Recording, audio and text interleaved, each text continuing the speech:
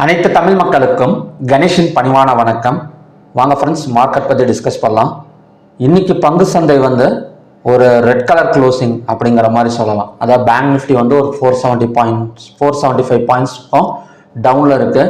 Nifty, Sensex, fin Nifty, mid cap Nifty, so எல்லா ஸ்டாக்குமே நமக்கு ஒரு செல் சைடு போயிட்டுருக்கு அப்படிங்கிற மாதிரி சொல்லலாம். ஸோ இதுக்கு என்ன காரணங்கிறத நம்ம ஆல்ரெடி டிஸ்கஸ் பண்ணியிருந்தோம் நேற்று சண்டே வீடியோவில். என்ன மாதிரி சொல்லியிருந்தேன் அப்படின்னா, இந்த மாதிரி யூஎஸ் ஈரான் மறுபடியுமே ஒரு ஸ்ட்ரைக்ஸ் ஆரம்பிச்சிருக்காங்க. அது மட்டும் இல்லாமல் ட்ரம்ப் நேற்று ஈரானுக்கு ஒரு எச்சரிக்கை கொடுத்துருந்தது. ஓகேங்களா?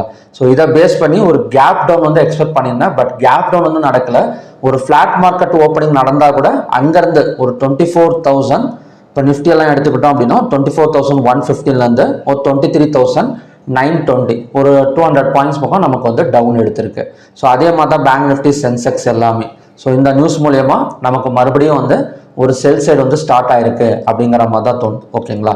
ஸோ இன்னைக்கு மறுபடியுமே ஒரு நியூஸ் கொடுத்துருக்காங்க. என்ன கொடுத்துருக்காங்க அப்படின்னா, இப்போதைக்கு யூஎஸ் ஈரானோட போர் நாங்கள் பாஸ் பண்ணியிருக்கிறோம் அப்படிங்கிற மாதிரி நியூஸஸ் வந்துட்டு இருக்கு. ஸோ அதை பற்றி டிஸ்கஸ் பண்ணிட்டு அதுக்கப்புறம் நம்ம நாளைக்கு இந்த செல்லிங் கண்டினியூஷன் ஆகுமா, ஏன்னா நாளைக்கு நிஃப்டி எக்ஸ்பைரி இருக்கு.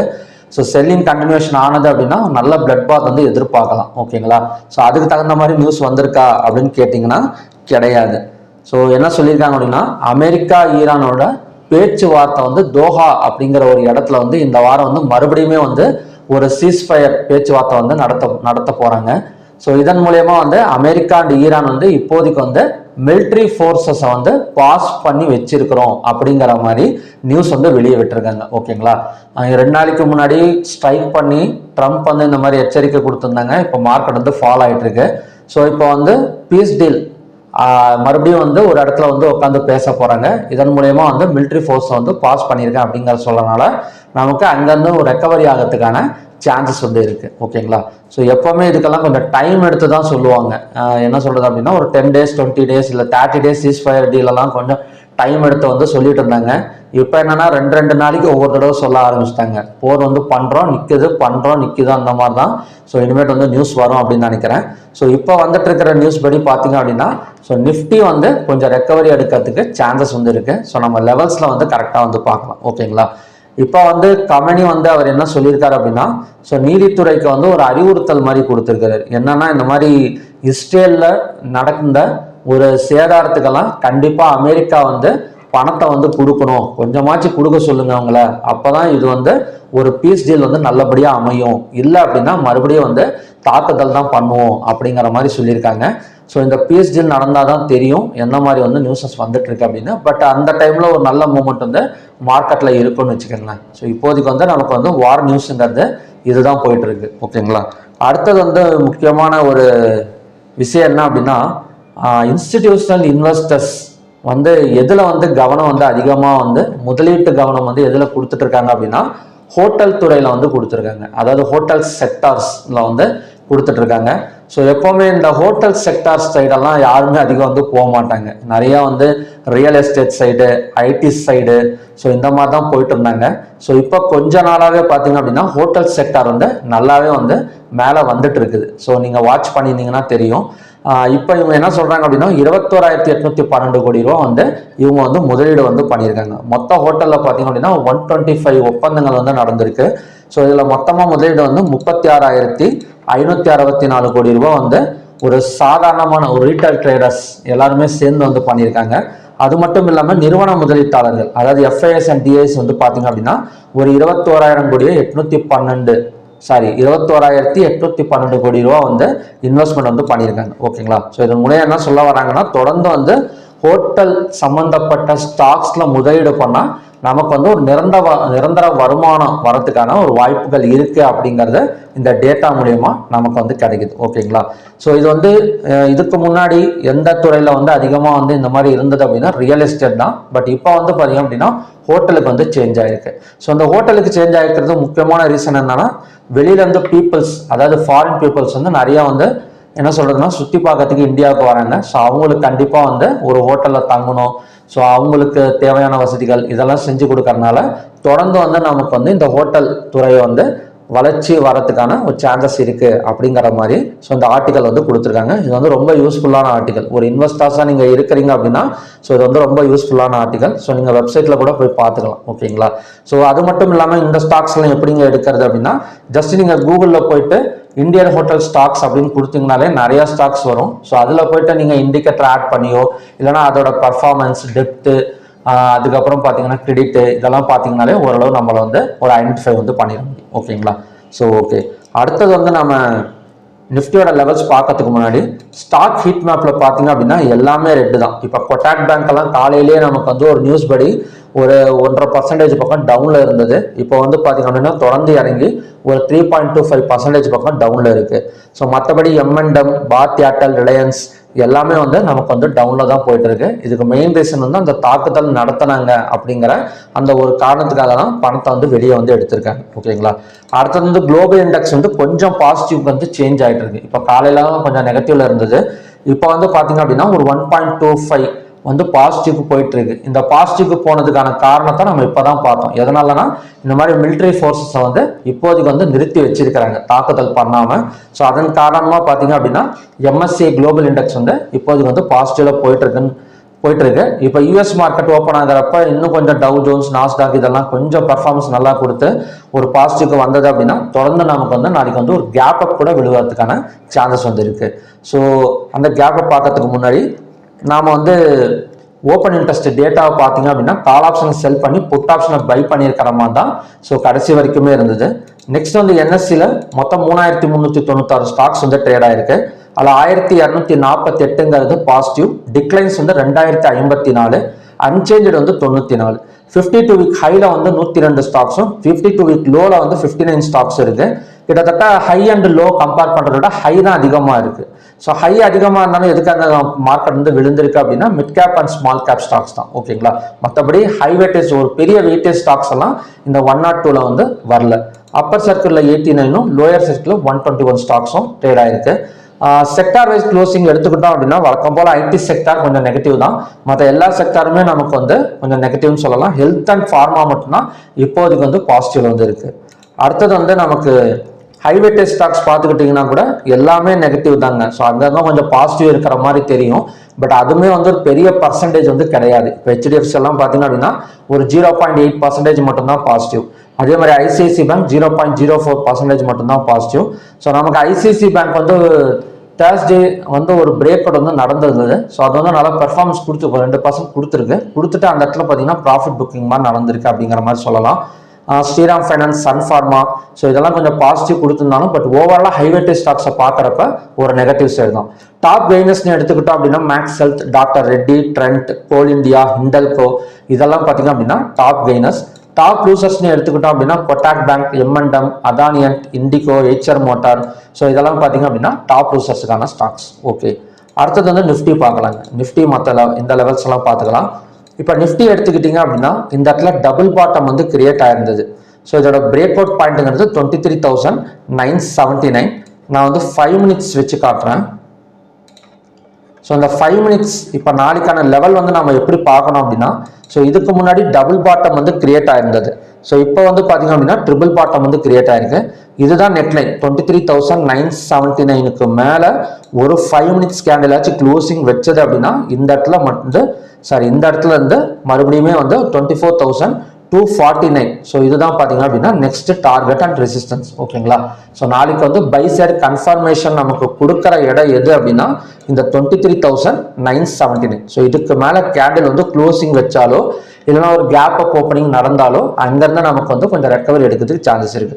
அப்படி இல்லாமல் ஒரு கேப் டவுன் ஓப்பனிங் கொடுத்தது அப்படின்னா நெக்ஸ்ட் டார்கெட் அண்ட் சப்போர்ட்டுங்கிறது 23,816 தான் பார்த்தீங்க அப்படின்னா நெக்ஸ்ட் சப்போர்ட் ஜோன். ஓகேங்களா? ஸோ இப்படி தான் நாம வந்து நாளைக்கான லெவல்ஸ் வந்து பார்க்கணும். ஏன்னா பேட்டர்ன் கிரியேட் ஆயிருக்கிறதுனால. அடுத்தது வந்து bank Nifty. So bank Nifty இப்போ நிஃப்டி நீங்கள் கேட்கலாம் இப்போ லோவாக பிரேக் அவுட் பண்ணிடுச்சுன்னா அப்போ அந்த பேட்டர்ன் ஒர்க் ஆகாதா அப்படின்னு கேட்டிங்க அப்படின்னா ஸோ ஒர்க் ஆகாதுங்கிறத விட அந்த நெக்லைனை ஹையை பிரேக் அவுட் பண்ணால் இந்த இடத்துல மறுபடியும் வந்து பையிங் கன்ஃபர்மேஷன் வந்து கொடுத்துக்கலாம். ஓகேங்களா? ஸோ ட்ரிபிள் பாட்டம்ங்கிறது நமக்கு நேராக ஒரே இடத்துல தான் விழுகணுங்கிற அவசியம் கிடையாது. ஸோ ட்ரிபிள் பாட்டம் உங்களுக்கு காட்டுறோம் பாருங்களேன். ஸோ இதுவுமே வந்து நமக்கு ட்ரிபிள் பாட்டம் தான். ஓகேங்களா. ஸோ இது வந்து head and shoulder, inverted head and ஷோல்டர்னு சொல்லலாம், இல்லை ட்ரிபிள் பாட்டம் எப்படி வேணால் நம்ம வந்து எடுத்துக்கலாம். ஷர்ட் இந்த மாதிரியெல்லாம் விழுந்துச்சு அப்படின்னா இது வந்து inverted head and shoulder. So அப்படி பார்க்குறப்ப இந்த நெக் லைனையும் பிரேக் அவுட் பண்ணால் ஸோ அதுவுமே நமக்கு வந்து பை தான். ஓகேங்களா. ஸோ அப்படி இருக்கிறப்ப அந்த பை சைடு பிரேக் அவுட்டுங்கிறது ஒரு ஸ்ட்ராங் பிரேக் அவுட் தான். அடுத்தது வந்து நம்ம சென்செக்ஸ் பேங்க் நிஃப்டி பார்க்கலாம். இப்போ பேங்க் நிஃப்டி எடுத்துக்கிட்டா நெக்ஸ்ட்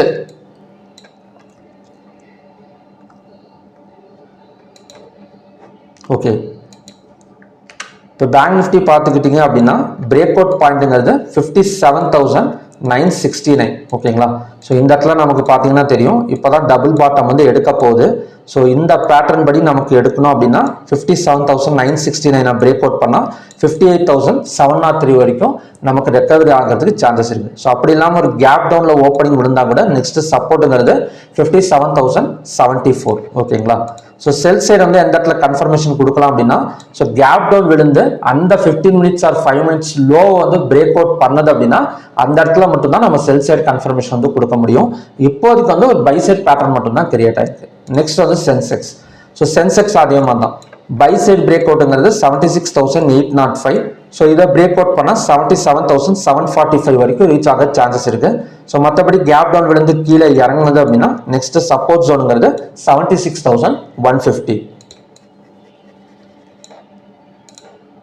அடுத்தது வந்து fin Nifty. So fin Nifty பார்த்தீங்க அப்படின்னா நமக்கு வந்து இந்த இடத்துல ஃபெயிலியர் ஆயிருக்கு.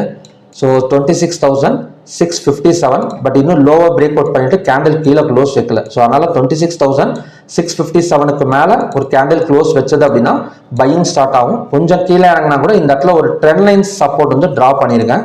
ஸோ நீங்களும் ட்ரா பண்ணிக்கோங்க. இந்த இடம் பார்த்தீங்கன்னா தெரியும். 15 மினிட்ஸ் வச்சே காட்டுறேன் நான்.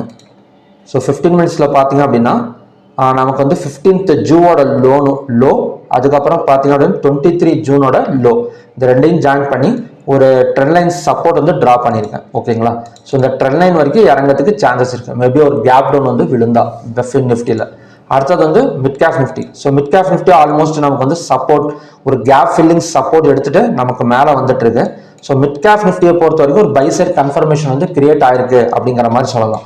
ஸோ நாளைக்கான சப்போர்ட் வந்து 14,299.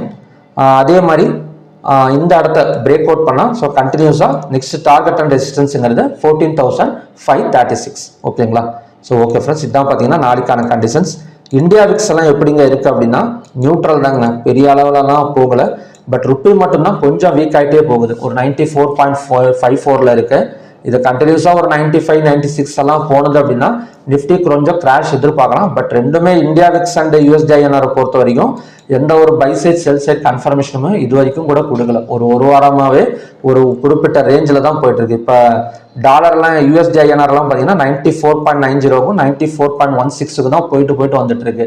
ஸோ ஏதாவது ஒரு பக்கத்தில் ஒரு வேகமாக ஒரு மூவ்மெண்ட் கொடுக்கணும். ஒரு 10% ஆச்சு, ஏன்னா ஒரு குறைஞ்சது ஒரு 5% ஆச்சு மூவ்மெண்ட் வந்து கொடுத்தா மட்டும்தான் ஸோ அந்த இடத்துல வந்து நம்ம வந்து ப்ரெடிக்ஷன் வந்து பண்ண முடியும். ஓகேங்களா.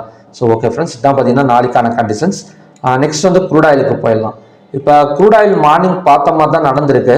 பட் இந்த மிலிட்ரி ஃபோர்ஸ் வந்து பாஸ் பண்ணியிருக்கிறாங்க அப்படிங்கிறது க்ரூட் ஆயிலுக்கு வந்து ஒரு சப்ளை நியூஸ் தான் கிரியேட் ஆகும். ஓகேங்களா. ஏன்னா போர் நடக்கிற இடத்துல நின்றுடுச்சு அப்படின்னா ஸோ க்ரூட் ஆயில் ஒரு சப்ளை நியூஸ் தான், கோல்டு அண்ட் சில்வரும் ஒரு செல்லிங் நியூஸ் தான்.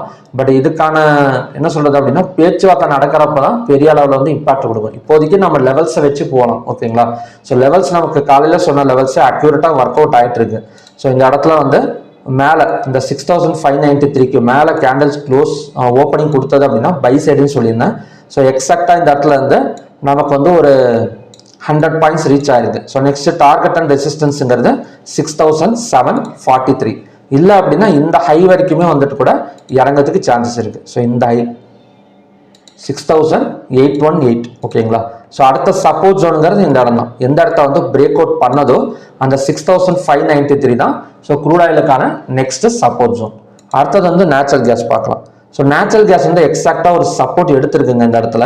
ஸோ மார்னிங்கில் வந்து நான் சொல்லியிருந்தேன் 306.9 வந்து சப்போர்ட் எடுத்தது அப்படின்னா ஸோ கண்டினியூஸாக நமக்கு வந்து மேலே வரும் அப்படின்னு எக்ஸாக்டாக அந்த இடத்துல சப்போர்ட் எடுத்திருக்கு. ஸோ இப்போவே வந்து பையிங் கன்ஃபர்மேஷன் தான். ஓகேங்களா. ஸோ இதோட டார்கெட் அண்ட் ரெசிஸ்டன்ஸ் வந்து 315.9. அடுத்தது கோல்டு அண்ட் சில்வர். இப்போ கோல்டு அண்ட் சில்வருக்கான சப்போர்ட் ஜோனுங்கிறது கோல்டுக்கான சப்போர்ட் ஜோன் 1,42,559, ரெசிஸ்டன்ஸுங்கிறது 1,44,774. ஸோ மார்னிங்கில் சொன்ன அதே சப்போர்ட் அண்ட் ரெசிஸ்டன்ஸ் தான். ஏன்னா காலையிலேருந்து ஒரு பெரிய அளவில் வந்து ஒரு மூமெண்ட் கொடுக்கல. ஸோ அதனால் ஈவினிங்கும் அதே சப்போர்ட் அண்ட் ரெசிஸ்டன்ஸே நம்ம பார்த்துலாம்.